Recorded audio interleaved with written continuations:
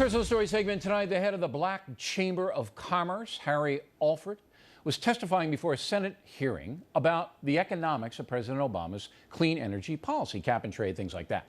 Mr. Alford is opposed to the climate bill, saying it would reduce earnings for the American worker. When Senator Barbara Boxer, who supports the bill, presented endorsements by other African-American groups, Mr. Alford took serious offense.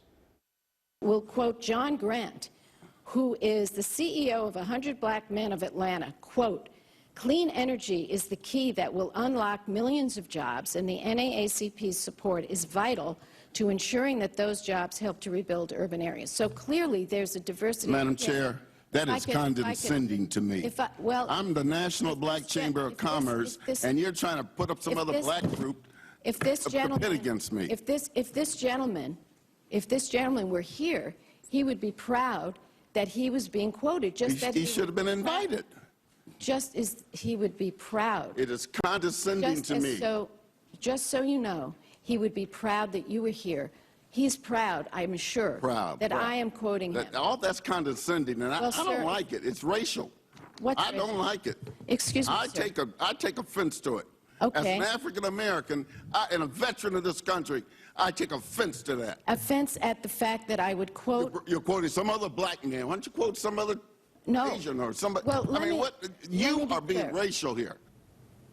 All right. Now, Senator Boxer would not appear, but joining us from Washington is Harry Alford. Before we get to the racial aspect of this, why do you object to the climate industry that President Obama wants to build and Senator Boxer supports? Why do you object to it? Well, certainly I want a good, clean climate for the globe, but we want, and the National Black Chamber of Commerce has been espousing, an energy policy that will make the United States self-sufficient for its energy needs, and also to deliver energy to American families and businesses at an affordable rate. At the same time, help clean up the environment and keep our position economically in the world. All right, but they say cap and trade and all the green windmill stuff and all the stuff that they want to do will create more jobs, will help all Americans, including African Americans, and you seem to object to their point of view. Well, we got the Charles Rivers Associates group to do a study for us.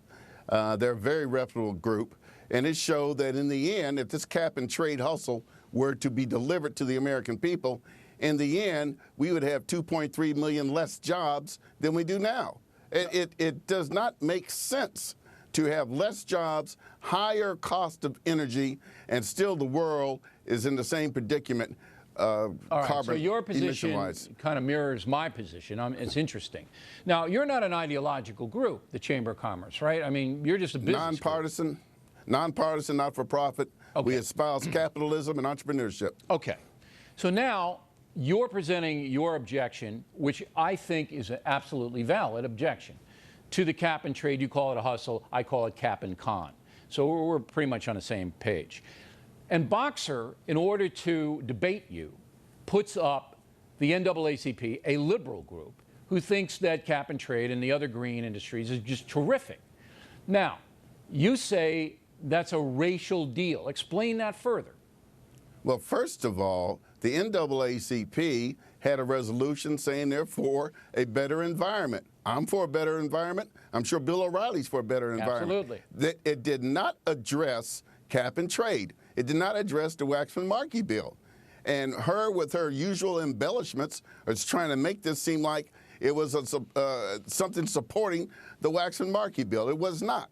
But that's her MO. A general statement by the NAACP, but you seem to object to the fact that she was pointing out a black group was countermandering your black group. You didn't like that. It was pure race. It was like down there in Mississippi back in the bad old days when one black preacher would rise up against the big boss. He'd go find another black preacher to fight against that black preacher. You know, it was ugly. And she opened up a mud pit that I wasn't going to jump into. Well, you shocked her. You stunned her with that analysis, and she had no answer to it. She kept saying he'd be proud, he'd be proud. I mean, it was almost comical. But you stunned her because I don't think, Mr. Alford, and maybe you see it differently, I don't think Ms. Boxer had any intent to bring racism into the debate. She just wanted to win the argument and said, well, look, I'll use the NAACP, I'll take it out of context to throw the guy off his game. I think that's what she was doing. Actually, Bill, I think it's her persona. I don't think she can help herself. When she gets caught up in a rut like that or up against the wall, race comes out. You know, she's the brainchild of Anita Hill attacking Clarence Thomas was Barbara Boxer. You go back to the election 2004 and all of that garbage against Ken Blackwell, Secretary of State of Ohio, saying he rigged the election, that was Barbara Boxer. Okay, but she would say, Mr. Alford, I love black people. I love black people. I want the best for, I'm a liberal, I want the best for black people. Now, the two people that you mentioned, Judge Thomas and Mr. Blackwell, are conservatives. Now, she will attack conservatives using any and all methods, as many liberals will do. But if you got Barbara Boxer, she would go, I love black people. I'll vote for everything that will help them. Affirmative action and down the line. So I don't think she feels that it's a racial argument. It's an ideological argument. If you oppose her views, then we'll come get you, but it doesn't have anything to do with race. She loves poor black folks, and she loves black folks in their place. She does not love, you take Condoleezza Rice, who I would love my grandchildren to emulate. And the way she treated Condoleezza Rice during her confirmation hearings was just terrible. Again, a conservative woman, you know. I get what you're saying. I get what you're saying, but I think Boxer just has it out for anybody who's in the right. Now, after you took her down, and you did, Mr. Alford, what kind of reaction did you get? Well, I've got a great fan club now. A lot of people don't like her. I've gotten about 7,500 emails, and 98% are cheering me on. Well, I think after tonight, you'll have 25,000 emails because look, I respect you. You stood up for what you believe. You told her what you thought. She had no reply, and then you came on this program to further explain, and she would not.